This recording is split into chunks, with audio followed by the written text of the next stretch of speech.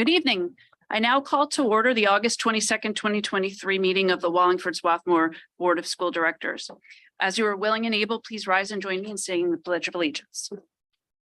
I pledge allegiance to the flag of the United States of America and to the republic for which it stands, one nation, under God, indivisible, with liberty and justice for all.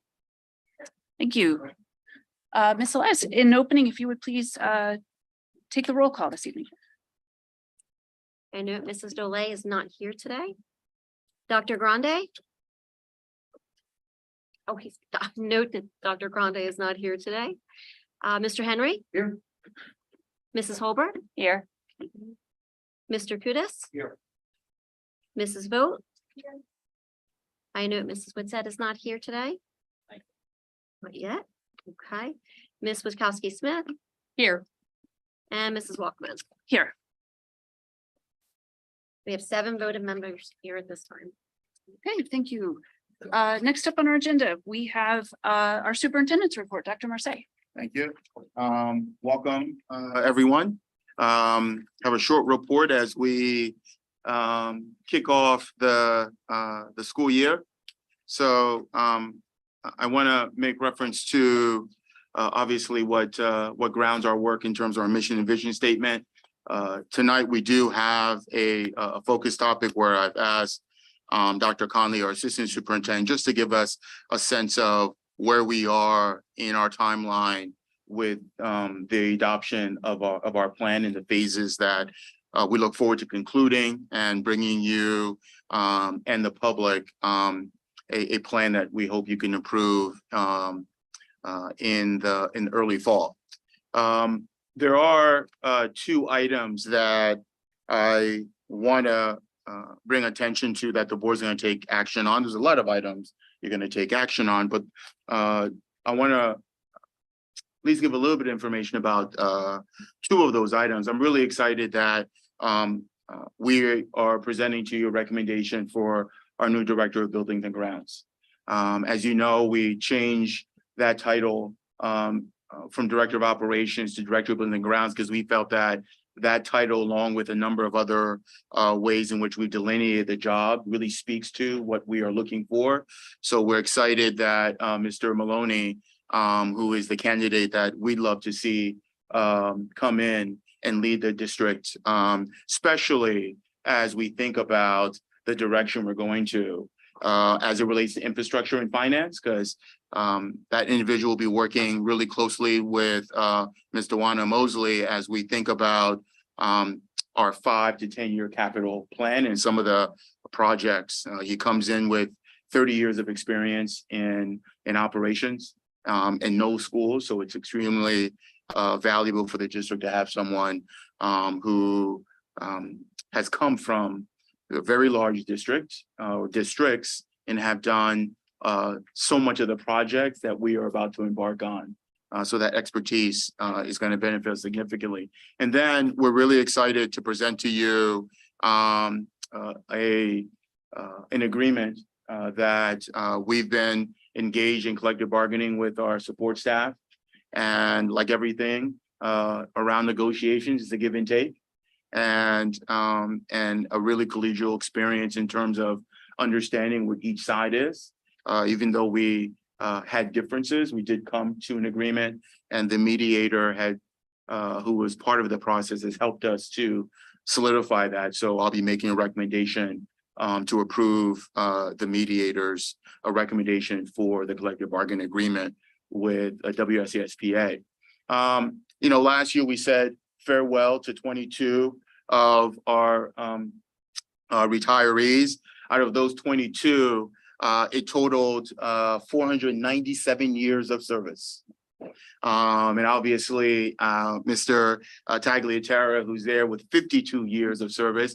All of our retirees are not reflected in this picture, but we acknowledge the 22 and the 497. As we think about that, we said goodbye in terms of transition, but we also welcome some new staff as well. So we were excited to welcome over the course of 2 days our teacher leaders, who come from us from all walks of life, and we're excited that they chose WSSD to be their home. And while we're there, we also had an opportunity to welcome some new team members from our instructional support staff, to some new secretaries, to individuals in transportation and technology. Now, normally we don't have convocation and a board meeting the same day. We'll make sure that when I go back, but and I say that only in jest because it's such a long day, but such an exciting day. So we welcome our teachers back this morning at the high school auditorium.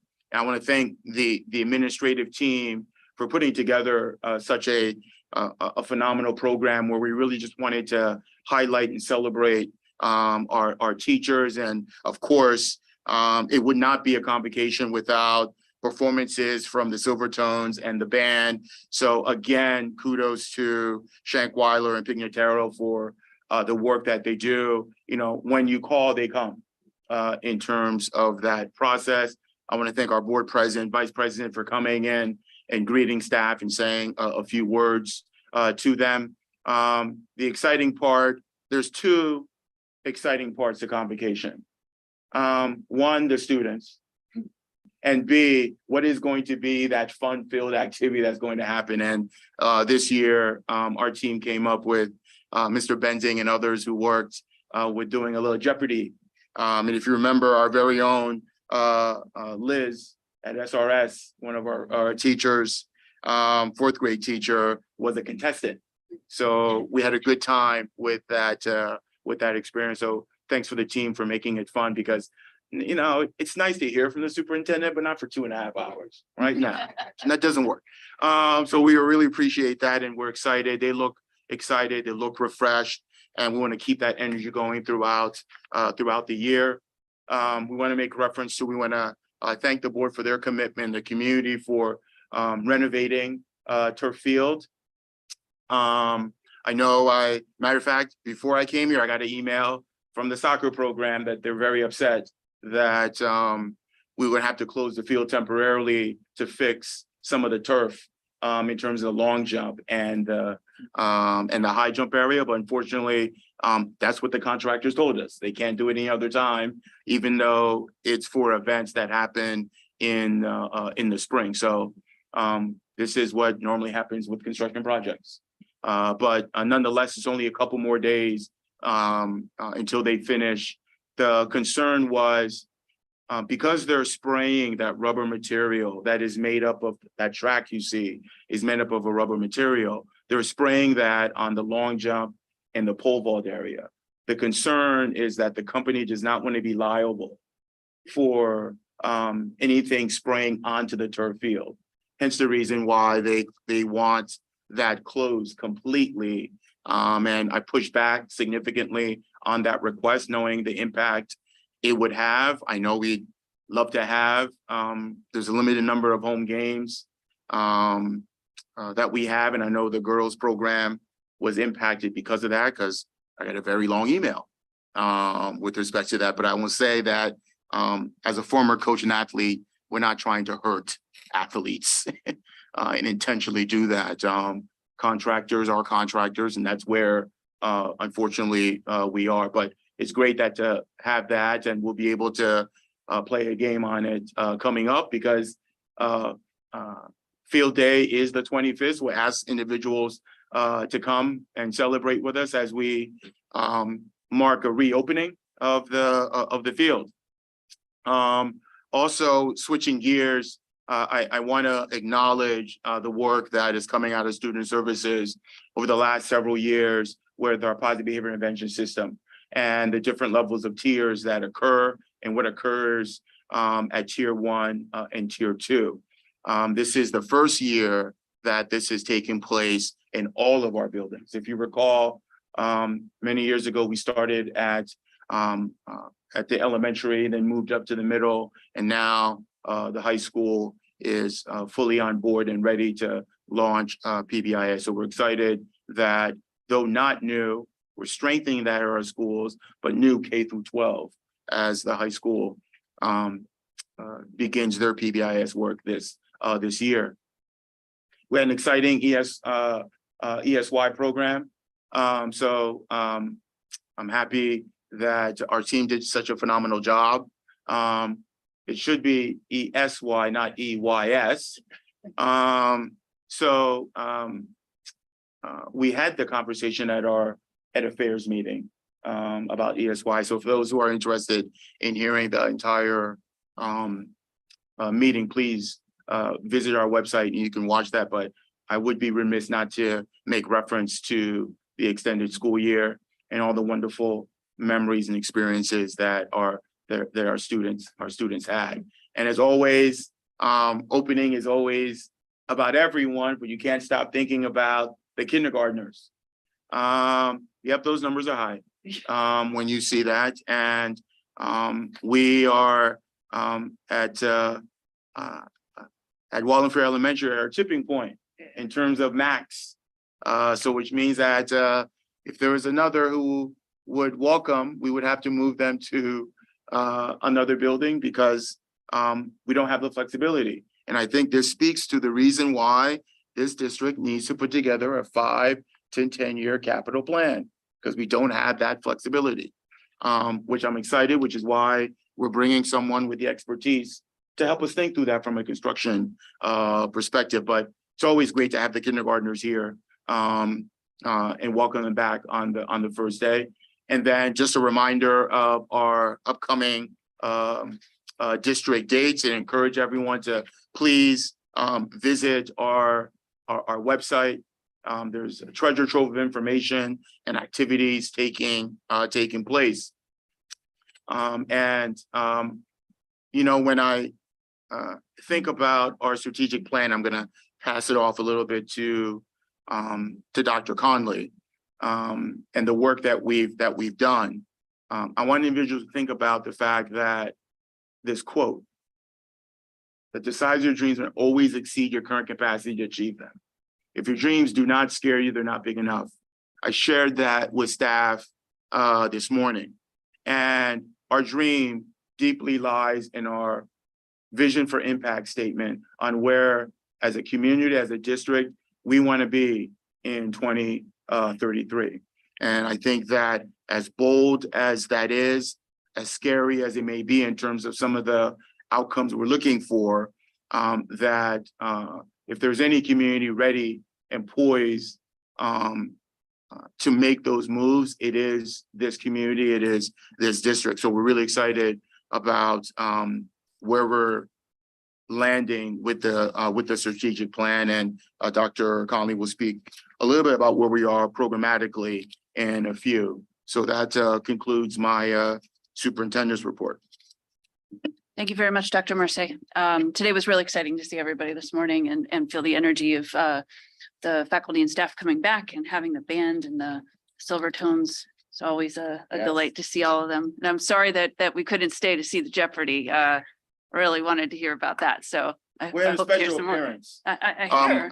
Alex Quebec or something. I don't know. What's the I believe gentleman's Dr. name? Marseille's name was Alan Quebec. Alan Quebec. No Yes, relation yes. to the former host, Alex Trebek. Yes, I yes, think yes. he wanted yes. to be so bad. Yes. I hope to hear many stories coming out of it. So with that, Dr. Conley, I'm excited to share more with our community about the strategic planning process.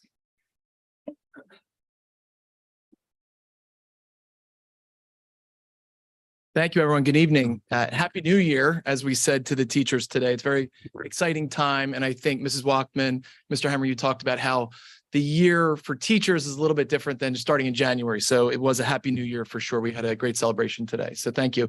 I wanted to give everybody an update about strategic plan. So if you remember when we started our journey together, we were here in the discovery phase about a year ago. And I put this slide up and I said, as a former English teacher, we are in a metaphor of a journey, and we have quite a journey ahead of us. You will notice the journey is coming to a close, which is exciting. However, this is when the true work begins with our strategic plan. We started our journey really in 21-22 with the audits that we put together as a district, and throughout the course of the year. And I want to thank my colleagues the administrative colleagues and our planning team that really worked tirelessly to help to build our strategic plan. A lot of meetings, a lot of nights, and we're excited to share in October. Hopefully the board we're going to ask for your approval for the strategic plan, but the work of the strategic plan really started a year ago, as we know. So I just want to walk you through some of the things.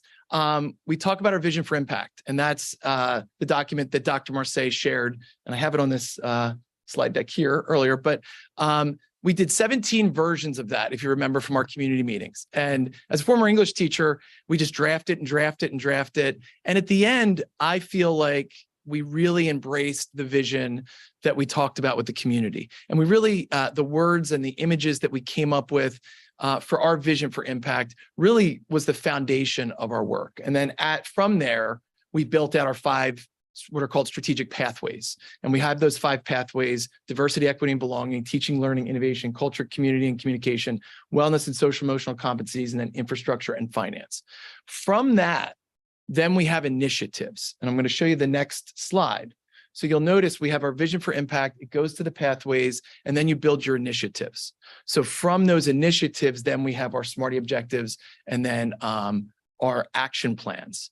So the question comes up when we get to the end, well, what do we do now, right? How do we ultimately maintain all of this great work and the momentum of our work to make sure that all of the other competing interests that we have in the school district, how do we stay kind of on track with our goals? And that's the phase we're in now. It's called accountability. And this was a really interesting phase. All the phases are interesting in different ways, but we sat with the pathway captains and we talked with Bloom, the group that we're working with. And what's the purpose of the accountability phase? And it kind of makes sense when you think about it. In order to ensure the successful implementation of strategic plan, the accountability phase reinforces our ability to gauge our progress to goals, maintain the accountability, and succeed with our implementation. And through that, we kind of looked at 3 really key things. So on Friday, we're going to sit with Bloom and get trained on what's called a metrics and measures dashboard. So they take all of our strategic initiatives, our SMARTY objectives, and then we say, okay, who's responsible for it? Which pathway are we going to follow? And then how do we measure that success, right? So it's almost like a tracker. And then we talked about with our conversations about what are the risks? How do we mitigate risks? Because they're going to happen. Things are going to come up that may divert us from our goals. And how do we mitigate those? And what are the contingencies that we should come up with now before we really even know what those risks are? And that was an important thing. And the last piece of this is communication rollout. How do we make sure that everyone in the community, from students to teachers to administrators to parents, know and really understand the work of our strategic plan?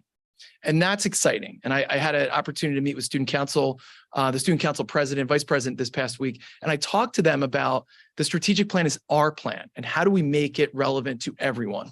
And we have some ideas, some fun ideas to engage everyone, but that's the idea. All of the work, as we've talked about, we want to make it a living, breathing document in our community and not just something that sits on a shelf. And I think that communication rollout is, you're going to see a lot of the how we communicate all the pathways as well. So just again, we are at the final stages. We're moving into the finalization phase in the next couple weeks, which is very exciting. And then we'll kind of move, then the arrow will move, which I'm excited about. But it is something that, like I said, we're really excited about. So as we look ahead in September at Ed Affairs, I believe it's September 20th, we'll have kind of a final update. And if you've been following along in Ed Affairs for the year, there was always a spot for strategic plan. And then October 18th and October 23rd, October 18th, Bloom is going to come and present at our educational affairs meeting. And then the 23rd is our board meeting. And that's our kind of final presentation. So any questions?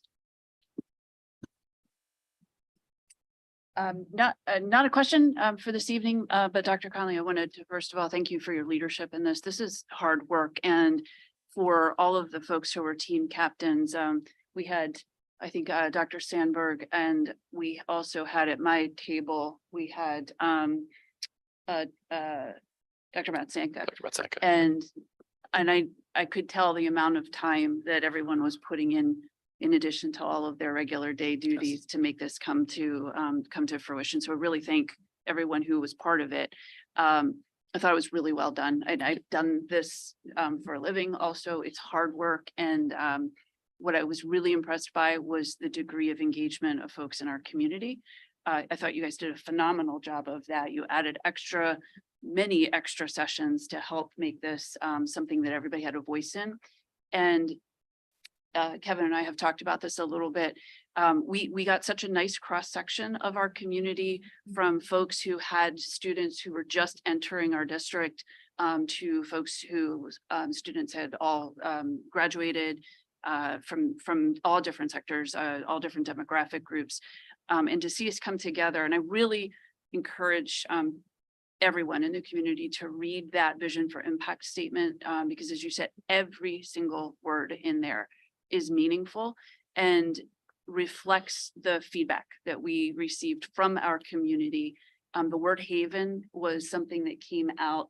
I mean, it seems obvious, right? But I think it was in our very first community meeting where somebody near me said, you know, at the end of the day, it's already in our name. That's what we're trying to create in terms of that belonging and inclusion and that environment that helps lift every student up and learn. And so it's just one example of many about how intentional it is. And so anyway, I'm just really, really excited about this. We talked this morning about how you said it's not something that just goes on the shelf. We've all seen strategic plans that end up on a shelf and no one ever talks about them, and talked this morning about how that's not how I roll, or this guy rolls, or this guy rolls, or you roll. And we're making it real because that's what we do. And that's how we continue to build on what's already great. This isn't about shiny objects. It's taking what we've already got and making it even better for every single student in our community. So thank you. Thank you. I'll turn it to others. Anyone else have any questions or comments you would like to add? I took all the words out of your mouth. I talked too long. Ditto. Ditto. Okay, excellent. Thank you so much. Thank you.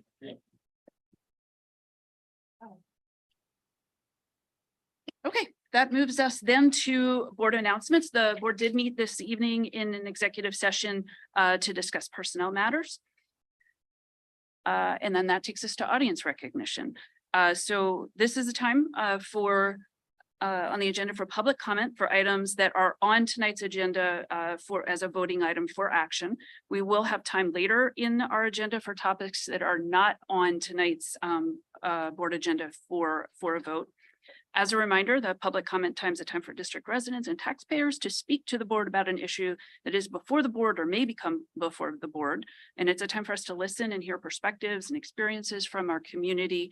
And while we might not be able to answer questions here at the meeting, there's always an opportunity for feedback and follow up after the meeting if there's a specific question. It doesn't look like we have too many folks in the audience tonight. We generally follow, and we do follow its 3-minute time limit, but I don't think that's going to be a challenge tonight. So do we have anyone like to speak this evening on an item for action? Okay, then with that, we will move on to the minutes. We have the minutes of the June 26, 2023 regular board meeting. Do I have a motion for approval? Thank you, Ms. What's it? Do I have a second? Second. Thank you, Ms. Holbert. Any questions or comments? Seeing none, if you could please take the roll call vote, Ms. Wise. Mr. Kudus, Aye. Mrs. Vogt. Aye. Ms. Witsett. Aye. Ms. Wachowski Smith. Aye. Mr. Henry. Aye. Mrs. Holbert. Aye. And Mrs. Walkman. Aye. Minutes passed 7-0. Thank you very much.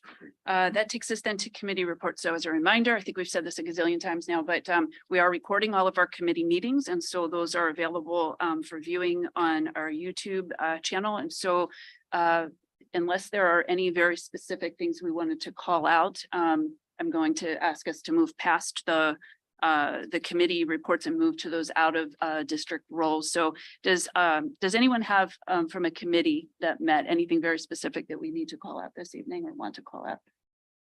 All right, then that will take us to Wellness Advisory. I don't think has had a meeting. Ms. Wachowski Smith and PSBA. I know you have an update this evening from PSBA. The Pennsylvania School Boards Association has been busy over the summer. And they're excited that the Pennsylvania budget finally passed on August 3rd. Yes. And with a budget of $567 million for basic education, which includes all public elementary, middle, and high school education. It's the second largest budget amounted for basic education since 2015. However, WSSD will be receiving $200,000 less than the projected budget as Pennsylvania focuses on the poorest districts. So it's the largest budget in the state, but they're dividing it in a different way. Class of 2024 will be the first class that's required to meet the new Pennsylvania graduation requirements. The school, this school year, seniors will be the first to graduate after meeting one of the 5 different possible pathways that Pennsylvania has outlined as a graduation requirement. PSBA reports that the United States Office of Educational Technology has released new handout called AI and the Future of Teaching and Learning, which our administrative team all has access to. And they're committed to supporting the use of technology to improve teaching and learning and innovations throughout the educational system. This report addresses the clear need to share knowledge and provide supports and develop policies around artificial intelligence.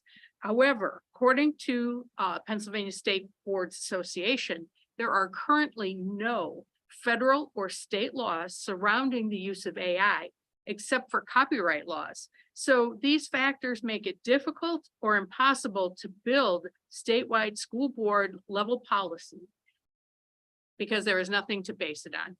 So that needs to happen. Also, according to the Consortium of State School Boards Associations, which is the national organization, the number of cybersecurity issues and related incidents are increasing, including ransomware attacks, data breaches, phishing, and denial of service attacks. In fact, the city of New Haven lost more than $6 million in multiple cyber attacks and its public school district earlier this summer. So it's been able to recoup half of that money back. On Monday, August 7th, the Secretary of Education, Miguel Cardona, and Secretary of Homeland Security, Alejandro Mayorkas, joined First Lady Jill Biden to convene school administrators, educators, and private sector companies to discuss best practices and new resources available to strengthen school cybersecurity and to prevent cyber attacks from disrupting classrooms. This is a continual issue that I know that AJ is working diligently to keep us safe. Thank you. That's it. Thank you very much for that report. And I know Mr. Citroni knows I bug him too on that. And every time I say, hey, my company came up with this new thing to prevent that, he says, yeah, I got that. So thank you for your work. It's not, you're constantly trying to stay one step ahead of the bad guys on that stuff. Let's see, next up we have Ms. Whitsett. Any updates from the Delaware County Community College? No, not the report. Okay, thank you. Mr. Cutis, DCIU update? The plans to renovate and expand the Folkroft campus to house several programs in one location is now on hold, and DCIU is exploring other alternatives. Thank you. And then finally, Ms. Holbert, Delaware County School Board Legislative Council, any updates? No updates right now. We haven't met over the summer. Okay, thank you. All right, that takes us then to personnel. We have 12 items this evening under personnel. Is there any item that any member of the board would like to separate from the rest? Okay, seeing none, I will walk through them and then we will ask for a motion at the end. First, we have item A, resignations and retirements as stipulated. Next, we have appointments as stipulated. Third, we have changes of assignment, also as stipulated. Item D, changes of salary as stipulated. And item E, payment of unused sick days as attached. Item F, summer school transportation also is attached. Item G, summer school program also is attached. Item H, 2023-2024 mentor appointments as attached. Item I, 2023-2024 fall athletic supplementals as attached. Item J, 2023-2024 curriculum supplements as attached.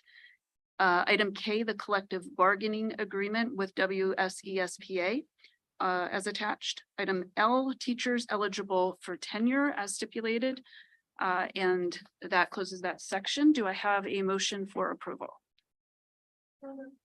Thank you, Ms. Vogt. Do I have a second? Second. Thank you, Ms. Witkowski Smith. Oops. Any questions or comments? Okay, seeing none. Ms. Elias, if you please take the roll call. Mrs. Vogt. Ms. Witsett. Aye. Ms. Witkowski Smith. Aye. Mr. Henry. Aye. Mrs. Holbert. Aye. Mr. Kudus. Aye. And Mrs. Walkman. Aye. Personal items passed 7-0. Thank you. Ms. Walkman, can I Yes. just make a comment? I just want to congratulate the 7 teachers who have made tenure this year. And I'm just very pleased that, that those teachers have made that accomplishment and have made the decision to stick with us. And it's just a very nice thing to see. So I just want to congratulate those 7 teachers. Thank you so much for calling that out. And there's lots of familiar names on there. So echo the congratulations. And again, we welcome all of our new teachers and staff as well as we start off this wonderful, great new year. The next item then we have is in curriculum. We just have this single item, which is the Schoology Professional Learning Agreement. Do I have a motion for approval? So moved. Thank you, Mrs. Holbert. Do I have a second? Second. Thank you, Ms. Witkowski Smith. Any questions or comments on this item? Okay, if you'll take the roll call vote again, please. Mrs. Vogt. Aye. Ms. Witsett. Aye. Ms. Witkowski Smith. Aye. Mr. Henry. Aye. Mrs. Holbert. Aye. Mr. Kudus. Aye. And Mrs. Walkman. Aye. Curriculum items passed 7-0. Thank you. That takes us to student services. We have 2 items in student services. Anything, either one that any member of the board would like to separate from the others? Seeing none. First, we have the approval of 3 educational services agreements as attached. And second, we have the 2023-2024 health and safety plan also as attached. Do I have a motion for approval? So moved. Thank you, Ms. Witkowski Smith. And a second? Second. Thank you, Mr. Henry. Any questions or comments on this? If I may, Dr. Marseille, could you just please give just a really quick overview? There's nothing special or new that we're doing as a requirement of the health and safety plan. Is this just a requirement of the state? As a requirement of ESSER funding, you're required to renew your health and safety plan. So there is nothing that is significant to the plan as we remember the days of the health and safety plans. But as we continue to receive federal dollars, the requirement is that you have to have a plan.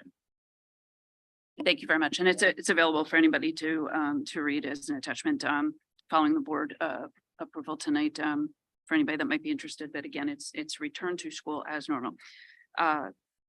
So with that, Ms. Elias, if you'll please take the roll call vote. Ms. Witsett.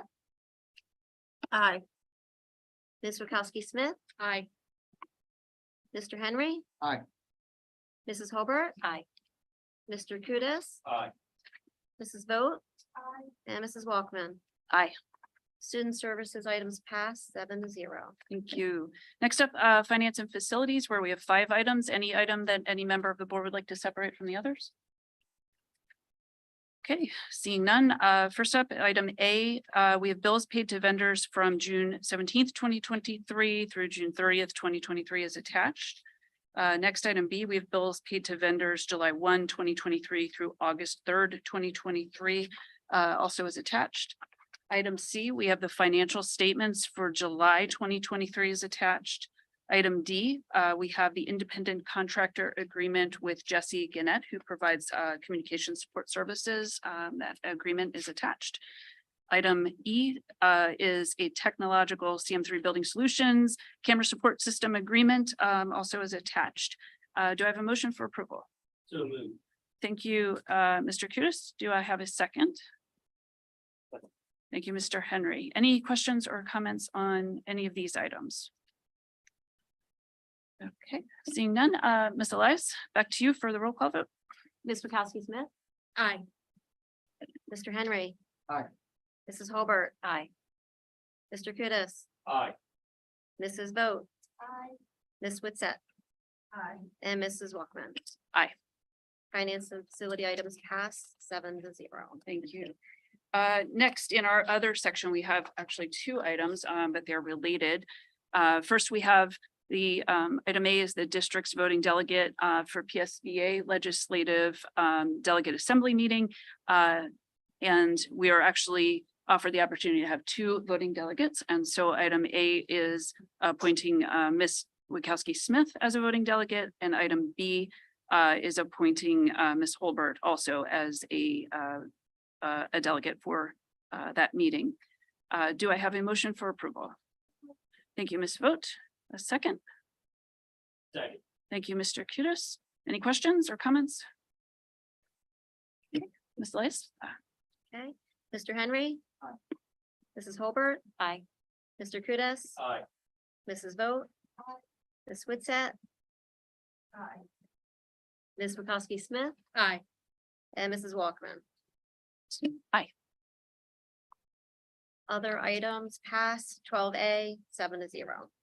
Okay, this brings us then to audience recognition for any items that are not on tonight's agenda as a voting item. And so again, this is the time for district residents and taxpayers to speak to the board about an issue that is before the board or may come before the board.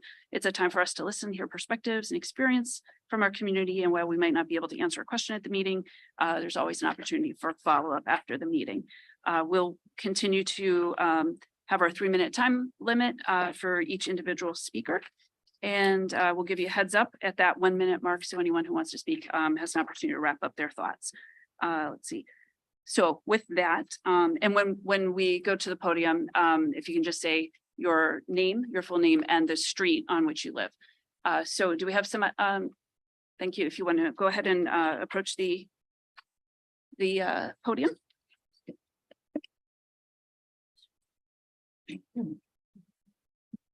So my name is Regina Anglade, and I live on Overhill Road in Media. Thank you. So I'm here as an 80-year-old grandmother of 2 Strathaven athletes. And my concern is about getting from the parking lot of the middle school to the high school gym. And especially basketball season when it is dark. And I'm often the only person crossing that bridge. I have a headlamp and a cane. I'm not disabled, but the bridge is quite a challenge. The stairs are difficult. The ramp is very steep. When I'm with someone, I can run across the street and Providence Road holding on, but I can't do it by myself. And my kids play basketball. I had 3 last year. I have 2 this year. And I love to go to the games. And, you know, I see other grandparents and they complain about the crossing, but nobody seems to want to do anything about it. And I'm of the age that this is something that I want to address. I invite the school committee, school board members to try walking that at night and pretend that you're an elderly person. And I gave some recommendations to Dr. Marseille. We had some communication on email, you know, and including lighting the bridge, making improvements, extending parking area to the left of the school. Why not open the parking behind the school, behind the high school? There's all of this parking. Why can't we use that and then direct people to come into the gym that way? So those were some, or lights. We could have a light or a stop sign on Providence Road. So that's my issue. Thank you very much. Appreciate the feedback. Okay, anyone else who would like to speak this evening? Again, if you could just share your name and the street on which you live. Right, I'll go first, then you guys go. Hi, I'm Alexandra Zwire and I live on Palmer's Lane. I'm Laura Shea. I live on Strathaven Avenue. I'm Marley Feinberg. I live on Dogwood Lane. We just have a few questions before we make any statements. Our first question is, we heard today that the King Field is going to be shut down again for more repairs. Is that true?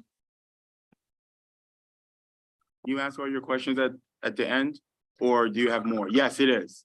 There are questions just like, we want to make Oh, sure just so like we That can is- say the rest. That is correct.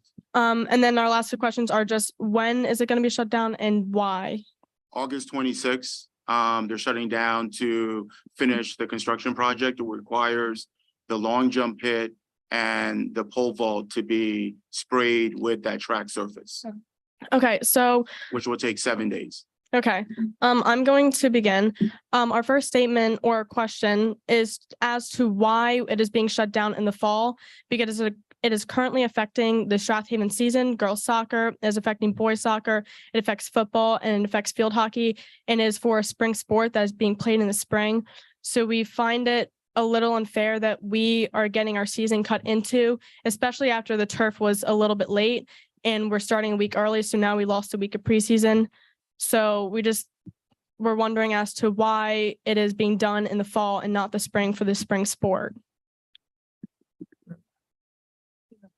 We're also concerned because we're a team of 13 seniors and we're already playing a season with very few home games. The opportunity to play home on our home turf is experience that we don't get very many opportunities to have. And the turf being shut down will take away a few of those home games that are now scheduled to be played away. The closure isn't only affecting our first home game, but one of our 3 home night games, which is an experience that as seniors is very important to us and that we don't want to lose. And also, while we have focused on the loss of home games, shutting down the turf also displaces Strathaven women's soccer to subpar facilities that have caused numerous injuries in the past. We have like a history of our team with numerous ACL tears, which is pretty common on subpar facilities. So we can't be successful if we're not on our own turf. Meanwhile, other Central League teams that we're going to be playing, they're going to be practicing on their own home fields. So it puts us at a disadvantage already. And this is a really talented group of girls. So we feel a little bit let down in this aspect of it. And also our team just has a lot of potential. So we feel as we're put at a disadvantage to lose a week.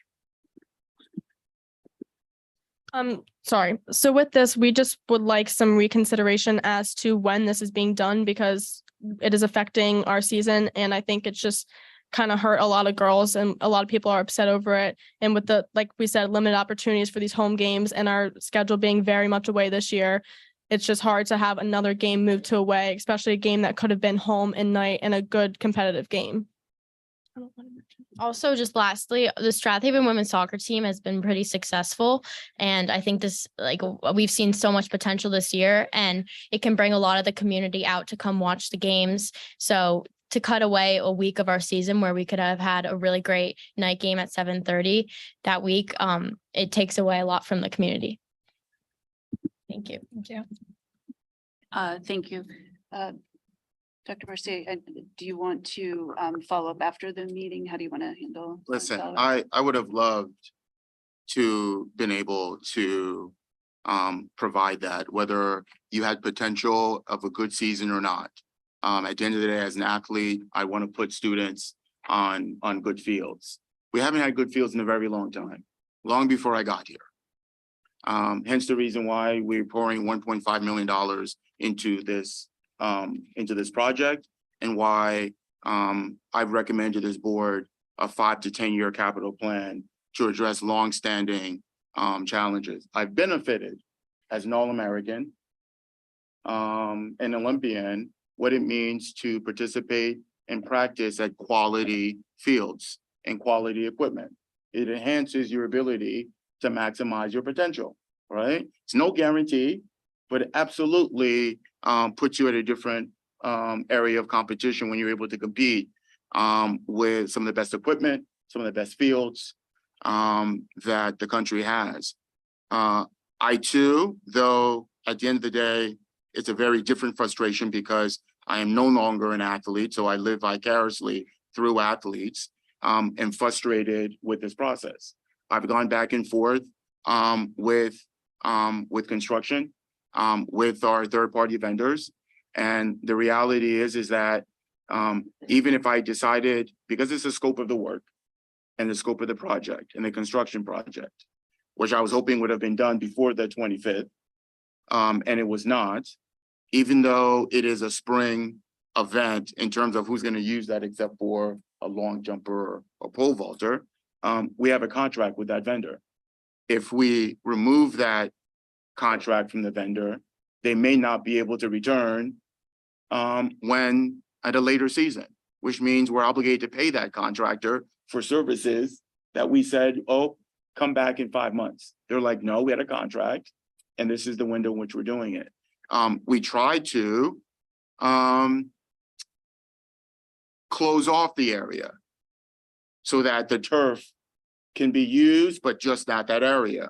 The contractor will not take on the liability that is incurred for any damages to the turf as a result of the machine that they use to spray. So I've been going back and forth. I don't like the decision. I push back. And unfortunately, that is where we are. Tomorrow morning, I'm going to call them again and tell them this is how frustrated our student athletes are. I told them how frustrated our student athletes were going to be and how I was going to be. And the reality is that part of the liability of keeping that space open opens up for any damages that occur on that turf. They're not responsible for it. Even though I tried to quarantine that area, they indicated to me that they needed to cover the whole entire turf. And I said, you gotta be kidding me. You just can't take some plastic and cover the area so the athletes can play. They indicated that they could not do that, and they wouldn't take the risk of damaging the field. So I am sorry that it has impacted the season and that now the opportunity is lost. I'll go again tomorrow and knock on the door and try to figure it out, but I was pushing really hard. I have an email that says that's an unacceptable answer. Find me a solution. And yet and still we are here. I can push back again to find out the extent in which, if I do push this back, what liability does it have with the district in finishing the project, as it is a contract. But sure, I can speak to legal counsel about that particular piece. But I know it's falling on deaf ears, but I had chosen words for individuals. And I said, what I don't like is setting an expectation for this community about when they can have something and then they don't have it. When we clearly stated these are the dates and this would be open. Yes, I get the idea that construction, procurement, and all this other stuff that comes into it, I wish would have been given a larger window then. Then I would have told you much, much earlier. There's no way you're having it in August and the field will be open September 15th. But we'd have known that 6 months ago and people would have made those particular accommodations. But to open it and then come back and tell me you need to close it again is frustrating.